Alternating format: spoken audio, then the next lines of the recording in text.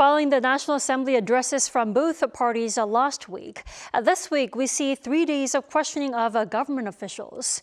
And today's session especially highlighted diplomacy and politics with a focus on U.S. tariffs. Our political correspondent Ahn Sung-jin starts us off. The National Assembly this week kicked off 3 days of questioning government officials. The first day on Monday focused on politics, diplomacy, unification, and national security, with ministers from relevant government departments appearing before the National Assembly to answer questions about policy.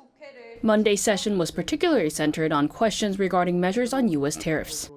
The ruling Democratic Party highlighted its credentials as a competent governing party, emphasizing progress on diplomacy, including the APEC Economic Leaders Meeting. Meanwhile, the main opposition People Power Party challenged the administration over high inflation and exchange rates, questioning the effectiveness of the government's so-called pragmatic diplomacy.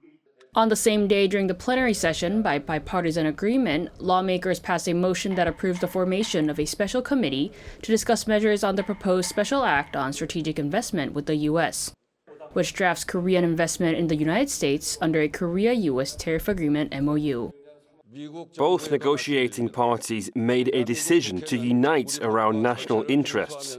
I would like to notify the U.S. government that the South Korean National Assembly is discussing the legislation with a strong commitment to swift action while fully adhering to domestic laws. The committee will consist of 16 members, 8 from the ruling DP, 7 from the main opposition PPP, and 1 from a non-negotiating parliamentary bloc. Lawmakers look to pass the bill by consensus within a month before the committee mandate expires on March 9th. This move comes as South Korea faces continued tariff pressure from the Trump administration over what he calls stalled legislative efforts related to investment in the U.S. With the tightly scheduled questioning, the National Assembly is bracing for an intense round of partisan confrontations. With the June 3rd local elections approaching, the sessions will likely serve as a preview for an intensifying political showdown.